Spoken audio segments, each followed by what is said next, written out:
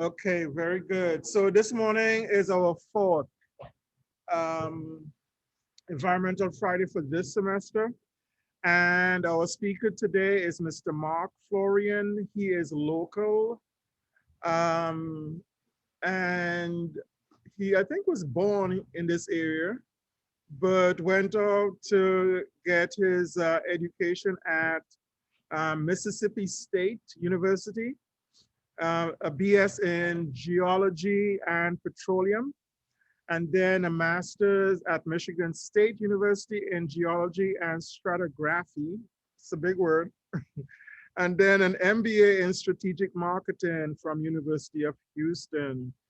He is vice president of environmental consulting and technology, which is located in Benton Harbor. And I sent you guys the entire bio, so I'm not going to read the entire thing, but I want to say and thank Mr. Florian because from day one, he's been with us with Environmental Fridays, even before we formally call it Environmental Fridays. He stood right here where I'm sitting. He was here in person, exactly, telling us all about his experience and expertise in the area of brownfields, which is what he will talk about today. So Marc, thank you. Thank you for being a great supporter of our students here, and welcome again. Thank you. Thank you. I trust everyone can hear me all right. I'm at a slight disadvantage because I think you can see me on the big screen, but I can't see any of you. I can see Dr. Murray, and that's it. Yes. So if you have any questions as we go through this, I think you know the drill. Please let Dr. Murray know, and he will either stop me or he'll save them for the end, and we'll try and cover them at that point in time. But again, thank you. I really appreciate the opportunity to be part of Dr. Murray's Environmental Friday lecture series. And as he said, we're going to talk about brownfields. I'm not sure if this is the first time this semester you're going to talk about brownfields or not, but second time. Second time. Okay. Well, perfect. Well, again, my name is Marc Florian. I'm going to talk about brownfields, and I'm going to build upon that first time presentation that I think was back in November that was done by Laurel Berman. That's correct. There'll probably be a little bit of overlap. Some of the basic fundamental things I want to revisit just to make sure we're all on the same page. Mm-hmm. But there will be a slight difference, and perhaps you'll notice the difference. Dr. Berman came at this from an agency perspective, from the perspective of a regulatory official, which she is and has been for a good portion of her career. I'm going to come at this from a consulting perspective. As Dr. Murray mentioned, I've been an environmental consultant for almost 40 years now. I am at the other end of the spectrum of the regulation. I'm in the trenches where we're trying to apply the regulation to achieve a goal or objective that a municipality might have for wanting to redevelop a brownfield site, or that a developer might have for wanting to buy and invest in a brownfield site, or citizens in general. So I think you'll get the gist of it when we get going. That said, just a little bit about me. As Dr. Murray mentioned, I grew up in this area. I grew up in Stevensville. I graduated from Lakeshore. How about that? We have any Lakeshore grads there? Lakeshore? Anybody Lakeshore? No? No? Oh, no, come on. No. Well, we competed with a lot of the people who I'm sure are in that room, the Niles folks, the Berrien Springs folks, the Buchanan folks. It's a great community that we all live in here. Mm-hmm. I did my undergrad at Mississippi State, as Desmond mentioned. I did my master's at MSU, and I went into the oil business right away, coming straight out of school. I worked down in Houston. I worked offshore, and I did that for a few years before taking that skill set and moving into what we call the geotechnical side of the oil business, where we started to design. I was involved in the design of platform foundations out in the Gulf of Mexico, or the routing of subsea piping systems that would connect all the offshore rigs back to the mainland. I found myself after a number of years working at a facility down in a place called Texas City, Texas, a Union Carbide facility. Union Carbide is a big manufacturer of all sorts of different types of chemicals, a lot of man-made type chemicals, a lot of plastics, for example. And what intrigued me and led me into the environmental industry is while I was working at one of their facilities, and I was at this facility for probably about a month, facilities in the area, other big chemical manufacturers and refineries would invariably have problems from time to time. You'd hear an explosion in the distance, and you'd hear sirens, and you'd see a puff of smoke go up in the air, and you wouldn't think too much of it because you're a mile or 2 miles away. But then driving home in the evening, you drive along the road and you'd see things like dead seagulls. Seagulls that were flying around and flew through that cloud of whatever was released from that facility, whatever was inadvertently released, that died.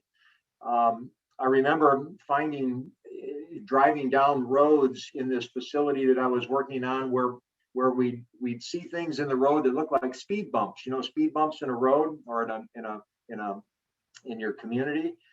They weren't speed bumps; they were snakes, and they were unusually large snakes. And one might say that they were mutations of what they were supposed to have been. These were not invasive species like you see on all those reality TV shows today. This was before the invasive species problem, the pythons and the boas and all those types of things. These were just large snakes. Many of them were rattlesnakes. And you had to scratch your head and wonder, was it happening as a result of all of the chemical production and all of the things that were going on in this particular area? This was an off-plant disposal area, I might add, that I was working at. Had all sorts of different fun stuff. And while I was there, I picked up my MBA, as Desmond mentioned, from University of Houston. And I took that MBA. There's rhyme and reason to why I'm giving you this background. I took what I learned, both my undergrad, my first master's, and my MBA, and I parlayed it into a business plan that allowed me to move back here to my native town, Stevensville, and to open a business, a consulting firm, an environmental consulting firm. And I did that in 1989. I started with just myself, and within 3 years, we had over 70 employees in 6 offices throughout this greater Great Lakes area. In 2006, Dr. Murray mentioned, I took my firm and I merged it into a company called Environmental Consulting and Technology, headquartered out of Gainesville, Florida, I might add, but it was a much larger national organization. And that allowed me the opportunity to move from out of just the Great Lakes region and practice what I had learned on a national basis. And so ultimately, I became the vice president of Brownfield redevelopment for environmental consulting and technology, and I led their Brownfield redevelopment practice on a national basis. A little update, Dr. Murray, back in December, at the end of December, after 37 years, I retired. I retired from environmental consulting and technology. Okay. So that's just a little bit of an update. All right. But with that type of introduction, folks, I've had the opportunity to see a lot in my career. I've had an opportunity to do a lot. And I'm going to tell you a few stories here in a little bit. Hopefully we'll have a chance to get to some stories. The refresher, brownfields. What are brownfields? Well, I like to say that brownfields are sites that are contaminated. That's an easy definition. They're properties that we know to be environmentally impaired or contaminated. In the state of Michigan, however, brownfields has a much larger definition. The property doesn't need to be contaminated. The property could be functionally obsolete. Functionally obsolete. That's a term that describes a property that might have a building on it, for example, that is no longer suitable for the intended use that it was constructed, 50 years ago. And you might look at some of the old buildings in your community, some of the old manufacturing buildings, for example, down in Niles. And you look at those buildings and there's not, because of the way they were designed, there's not much you can use them for today. Technology changed, manufacturing processes changed. They don't need the types of facilities that they used to build back in the 30s, the 40s, and the 50s. So those types of properties would be considered functionally obsolete, which in Michigan are also considered to be brownfields. The other term that we use to define brownfields in Michigan is blight. Blight. Blight means a property that is, for lack of a better term, dilapidated. It might have an old derelict building on it that's falling down. The windows are broke out. We've all seen these types of buildings in our communities. We've driven past them over the years, and you look at them and you just wonder what that building might have been like back in its heyday. But today, it's nothing more than a rusted out hulk with broken down fences and walls and, as I say, windows that are busted out. That's considered blight. And so in Michigan, that type of property would also be considered a brownfield. Now, when we use the term brownfield is opposed to greenfield. And greenfield, as you might imagine, are sites that have never been developed for anything in the past. They probably are agricultural lands throughout their history, or they may have been forested lands throughout their history. And I want to put an asterisk next to that agricultural land, because an agricultural land can also be a brownfield. Can be a brownfield as a result of past uses of pesticides or herbicides, for example, that may have bioaccumulated in the soil.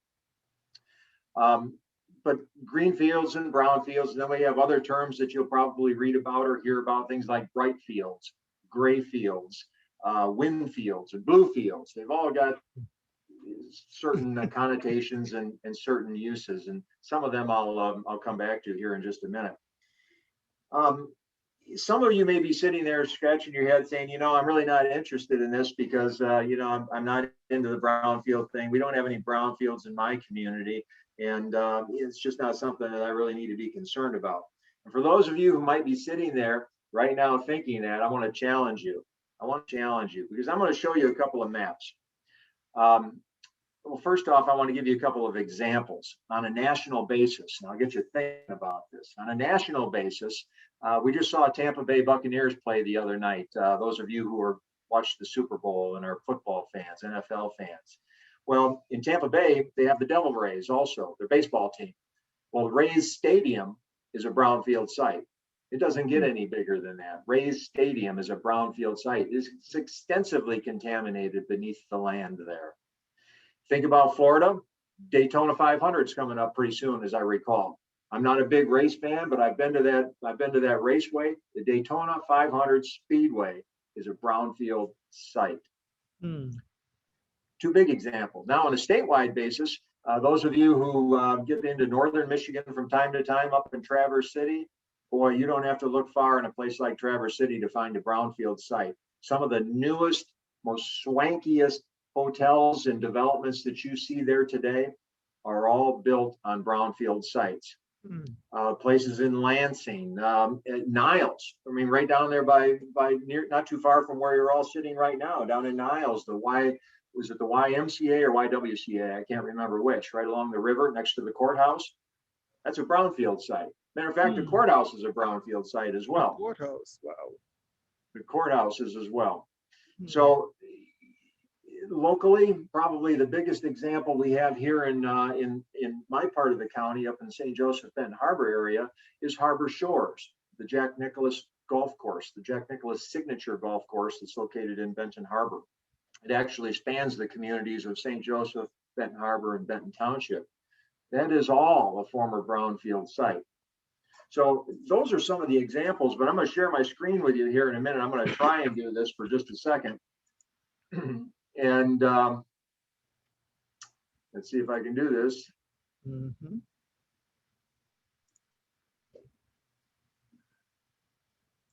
you see that? Not yet. Is there a map? Not yet. It's not yet showing yet. No. Okay. Well, how about now? It's coming up. It's coming up. There we go. Yep, got it. Okay. You're sitting down in Berrien Springs right now, and I think you're sitting right over in this general area here. Every one of these stars and triangles and squares that you might be able to see, or hopefully you can see on the screen in front of you, those are all environmentally challenged sites. Those are all quote unquote brownfield sites right there in your community in Berrien Springs. And I'll show you another one. This one's Niles. Ooh, wow. Niles. And you can pick these sites. For example, I can pick a site here. Let's see if it'll come up. And it's going to give me some details over here. Sites of environmental contamination, 1508 South 15th Street, Ernie's Auto Park. So that is a known site of contamination. And you can go into this type of a mapping device that's available through the Department of Environment, Great Lakes and Energy, and you can find all of these types of sites. So the students could look up environmental mapper and find this type of information for themselves online. Absolutely.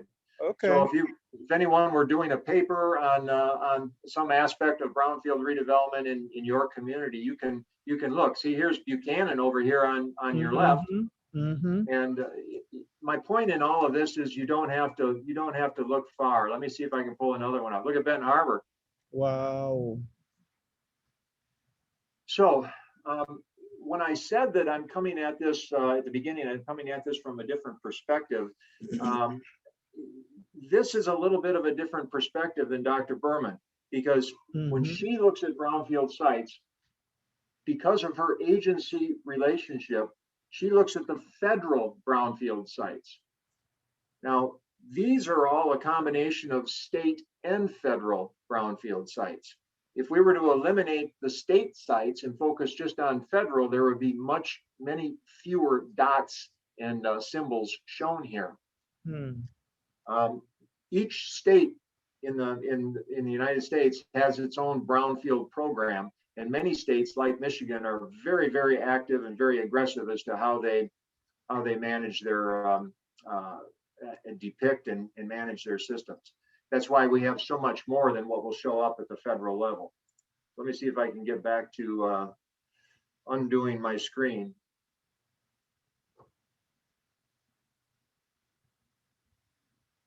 I'm trying to.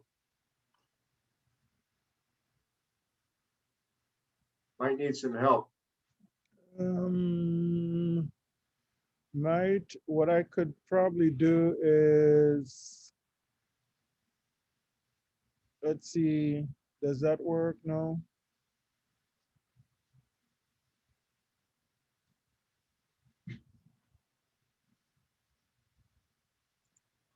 Huh.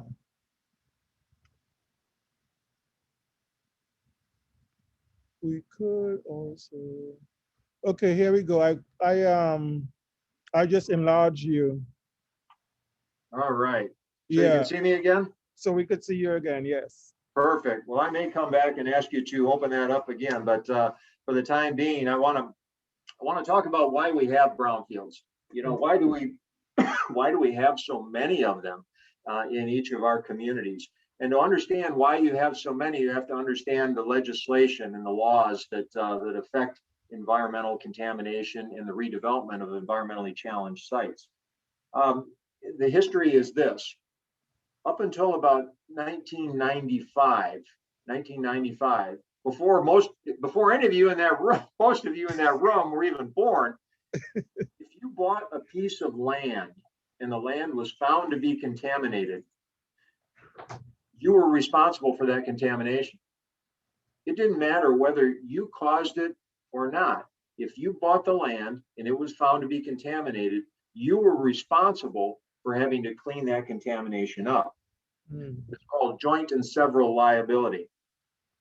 And obviously, the problem that resulted from that is nobody would buy contaminated land or any land they thought might be contaminated, and nobody would finance the purchase of those types of lands.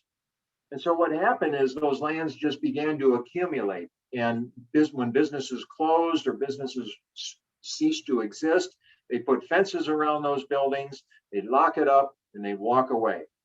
And hence, that's why in many communities today, you can still drive around and you can find those types of old facilities. And again, I'll point to the one in Niles, that entire old industrial park that still exists there today is pretty much abandoned. And it's was abandoned for years for fear of environmental liability. So what our legislature did here in Michigan, and what many state legislatures across the country did, is they began to look at that and said, we have to change something about this liability scheme. We can't afford for these properties to continue to fall off the tax rolls, to fall out of the economy, to have fences put around them and be abandoned. Otherwise, we're just going to end up with communities with a bunch of large, old, rusted out hulks. So they began to look at how they imposed liability on people who purchased these types of lands. And they said, we're going to change the joint and several liability, and we're going to make it strict, meaning if you buy a piece of contaminated property or property that's found to be contaminated and you didn't cause the contamination, then you won't be held responsible for having to clean it up. You won't be responsible for having to clean it up.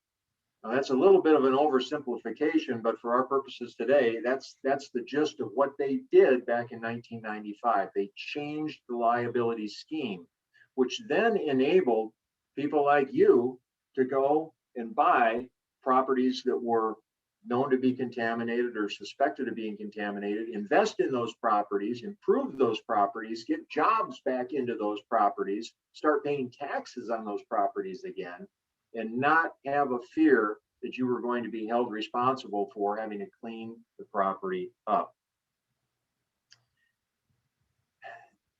That in and of itself seems pretty easy. But what our legislature found is people still weren't investing in those properties. There was still a fear associated with those properties. There was additional cost associated with investing in those properties, because even though you wouldn't be held responsible for cleaning the site up, you still had to make sure that the use of the property was safe for whomever was going to be on the property in the future.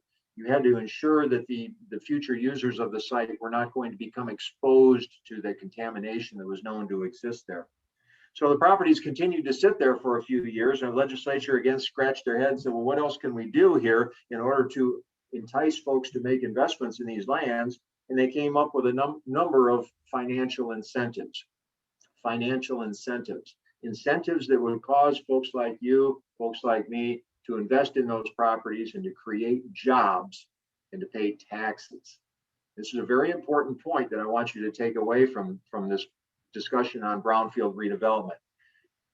Brownfield redevelopment, as much as we all like to think or all hope that it's going to be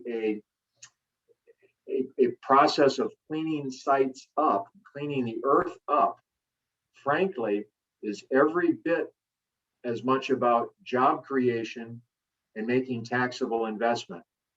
It's about economy. So, which is not a bad thing. You know, the naturalists amongst us will say, well, wait a minute, we should clean these properties up regardless. Well, understand that if you don't have jobs and you don't have people that are making money and people that are paying taxes on those lands, then you don't have any money to clean these types of sites up. So one gets the other, and you have to have taxable investment and job creation in order to make the economy work so that we can clean these types of sites up. But that's a very important point, taxable investment, job creation. Among the other challenges that folks have when it comes to redeveloping these types of sites is when they're looking at what might be at the property so that they can ensure that the future users of the sites aren't being exposed unnecessarily to the contaminants, you have to turn over just about every stone. You have to look for the contamination that might be there. You have to quantify the contamination so that you can manage the risk. And I'll get into that in a second. But it's a big challenge when you think about it, because when you're talking about some of these old manufacturing properties that I was referring to earlier, we're talking about buried stuff in many cases.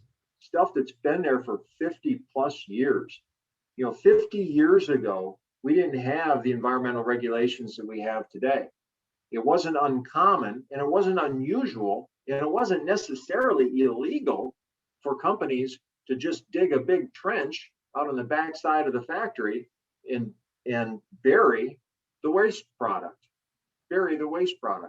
So when we're investigating these types of sites to find out what types of exposures and risks might be there, we find all kinds of things. And it tends to cause the redevelopment cost of these types of ventures to go up. But we find all kinds of things. And this is where I'm going to tell you a quick little story here or two. What kind of things do you find? Well, you think drums. Do you find buried drums? Yeah, we find buried drums. We have found hundreds and hundreds and hundreds of buried drums. But you also find other things. You find pails and containers that are marked with radioactive symbols. You find things from World War II ordinances that are yet to be exploded.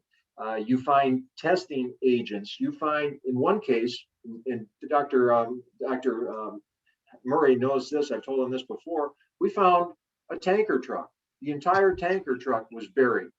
So what was done on this particular property is they took a bulldozer and they dug a trench, a deep trench down in the ground, and they drove the tanker truck right down in the trench and then buried it up. They did that because obviously it was a lot cheaper to handle. Was that around here?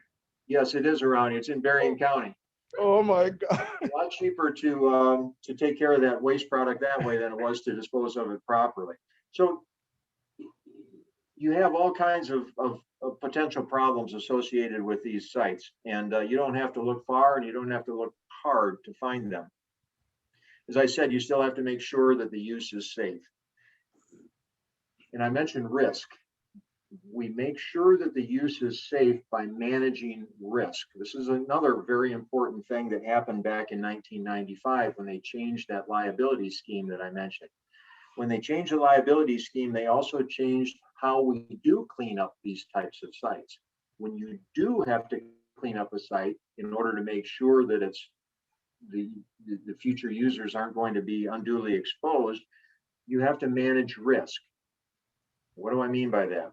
I want you to think of risk as a mathematical equation for a second, where risk equals the concentration of a contaminant times the exposure scenario at the site. Risk equals concentration times exposure. Well, if you understand that, then you know that your concentration of a contaminant can be infinitely high, but if you're never becoming exposed to that contaminant, your exposure is zero. Something times zero is zero. Risk is zero. So what we've done in Michigan and in most states across the nation since 1995 is we've managed risk. We've figured out ways of doing that by controlling the exposure that people will have to those known contaminants. We keep people from coming into contact with contaminants if they're below ground. We cover the ground up. We'll put an isolation zone down that separates the users above ground from the contaminants that are below ground. We'll put in a ventilation system beneath an old building that sucks the vapors out of the ground that might be coming from that contaminant into the building. We suck it out of the ground before it gets to the building, and we treat those vapors. We have all sorts of mechanisms today that enable us to mitigate exposure to users of brownfield sites. But with that, I want you to understand this other important point, and that is because of that, nearly every brownfield site that's been redeveloped today, nearly every brownfield site that's been redeveloped today still has contamination. Still has contamination at that site. That's okay because people aren't coming into contact with that contamination. They're not being exposed to the contaminant. So folks in the agencies say that that's acceptable. That's acceptable. So that's how we clean up sites today. And it's very important that you when you hear or read in a newspaper or you hear a news report where they talk about a site being cleaned up, generally what they mean is it's been cleaned up to a point where it's acceptable for the use that's intended for the site. It hasn't been completely cleaned up as you might think that there's no contaminant there any longer. All right, some hot topics today. As you folks are thinking of careers and in the next few years and what's hot, I'll tell you what's really hot today. And you had a speaker. I think it was your very first presentation. St. Armand. Yes, Dr. St. Amand. Yeah, She talked about careers. Here's the big one. Bright fields. Remember, I mentioned brownfields, green fields, bright fields, gray fields, blue fields. Bright fields is a term that refers to taking solar panels and placing them on brown sites, placing them on landfills. You know, you think about a landfill, and you probably have all seen one driving on the highway, whether you're going south towards Indiana or whether you're going north towards Grand Rapids. You see them along the roads, great big landfills. But what do you do with those landfills? You can't really do anything with them because they're landfills, right? Well, why not put solar panels over the top of them? Instead of taking forest lands or agricultural lands and encumbering them with solar panels, cutting down trees to put up solar panels, or encumbering ag land to put solar panels up, why not put them on landfills? It's a very hot trend today. It's in its infancy. It's growing exponentially. If any of you travel or have ever flown into Atlanta, one of the biggest airports in the United States, if maybe you saw it, if you're not and you do, take a look out the window next time. There's a huge solar array sitting on top of a landfill as you fly into the Atlanta Hartsfield Airport. Blue fields, another one. Blue fields is where we're looking at old industrial property that abuts waterways. You know, remember, most of our big harbors, whether it's a place like Benton Harbor or a place like Muskegon or down in Michigan City, those places became popular because they were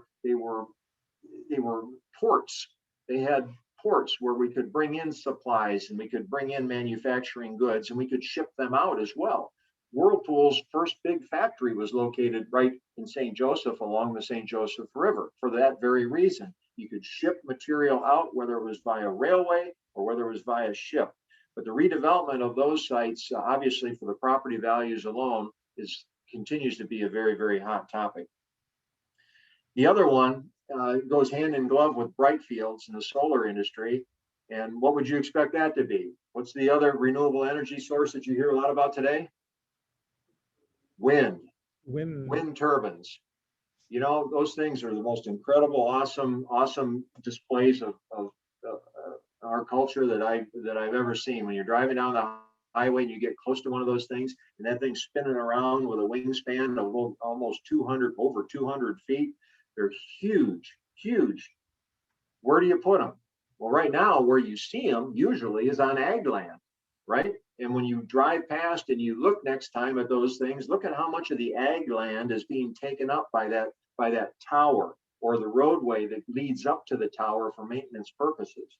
It's a fairly significant amount of agricultural land that's being taken out of production. So again, why not take those wind turbines and put them on things like landfills, or more importantly, mine-scarred lands. In Ohio, we have a lot of those. We have a lot of old coal mines that were surface mines that were forget what they call them, strip mines, where it's just desolate wasteland today, but they've got good wind, and so they've begun to look at those types of sites across the nation and throughout the world for placing wind turbines. So bright fields, blue fields, and wind fields. Those are some of the really, really hot topics today. Well, as I wind this thing up, because I know that you might have some questions, and I know that you got to get ready for your next class coming up here. Key points to consider. Brownfield redevelopment is every bit about economic development as it is cleaning up the environment. You've got to have taxable investment and job creation in order to drive brownfield redevelopment. Most brownfield sites today that have been redeveloped are still contaminated. There's still going to be contamination there. That's okay, so long as your exposure is being managed and your exposure is being mitigated. The owners of these types of sites, you can buy a property today, be exempt from having to clean the property up, but you still have to make sure that the users of the property are not being unduly exposed or unknowingly exposed to the contamination. And remember that mathematical equation when you think about that: risk equals concentration times exposure. So brownfield redevelopment is a good thing. It's a great thing. It's a phenomenal thing for our economy. It's good for municipalities. It's good for the government, local governments in which these properties are located. You saw all of those sites that I posted for places like Berrien Springs, places like Niles and Benton Harbor. If those sites were not, if it were not possible to redevelop those sites, just think of how many properties would be sitting in your community that would have fences around them, that would be abandoned, that would not be on the tax roll. There'd be no jobs there. They'd be eyesores. And that would force you then to have forced business then to have to move out into those greenfield sites and replicate the process all over again, which is bad for everybody. So that kind of completes, Dr. Murray, my, I think that's 35 minutes. Yes, sir. All right. 35 on the dot. Be happy to try and take some questions if anybody has some. Do you guys have questions? I have several questions. So, you know, it's a chemistry class, so I have to ask this.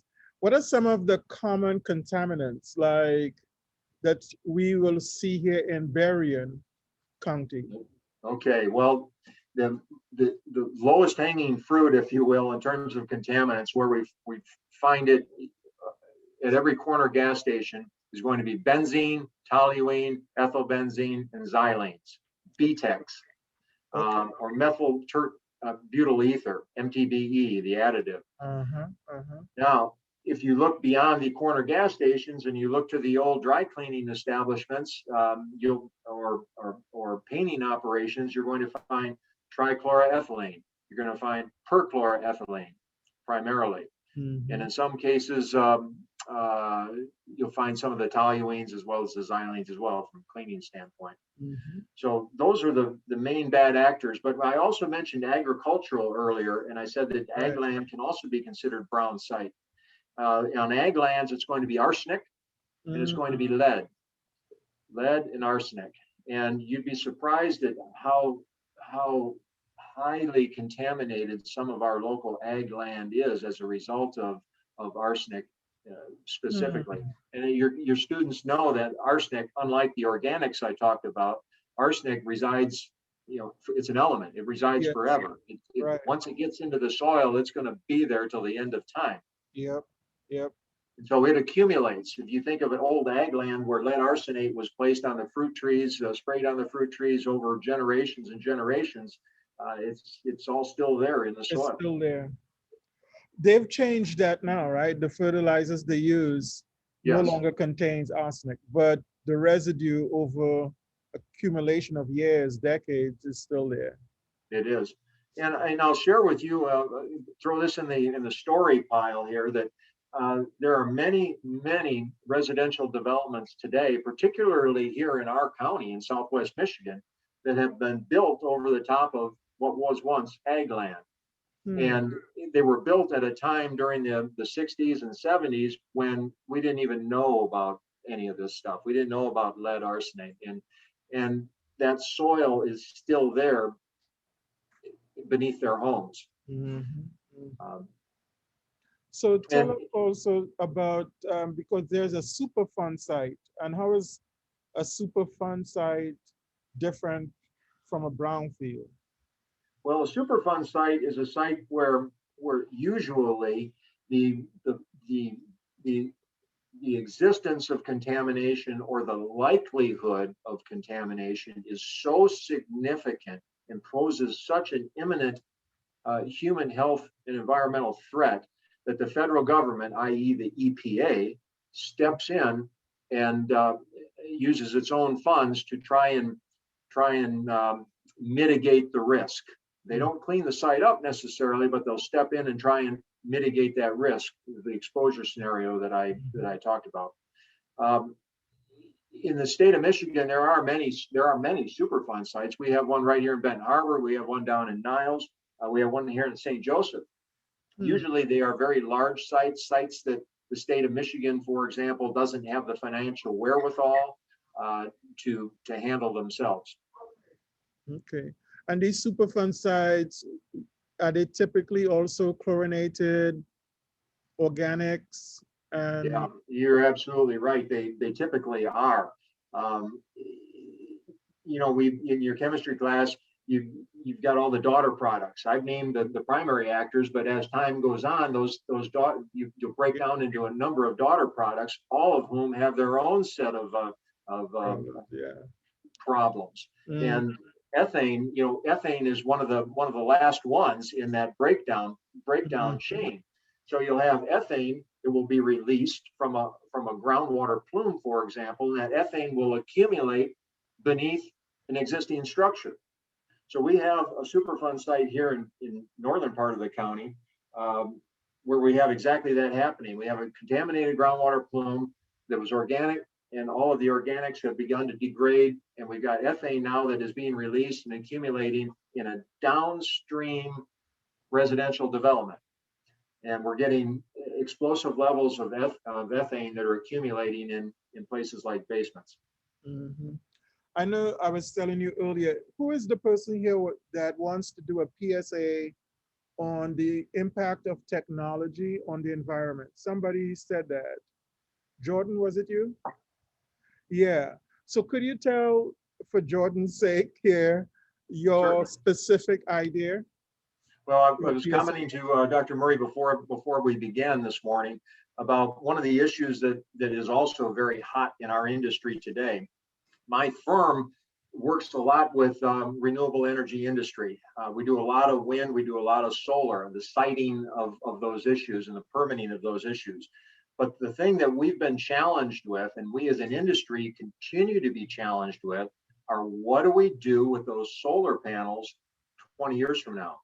The typical solar panel has a 20-year life expectancy, 30 at the most, and then it's spent. You dispose of it.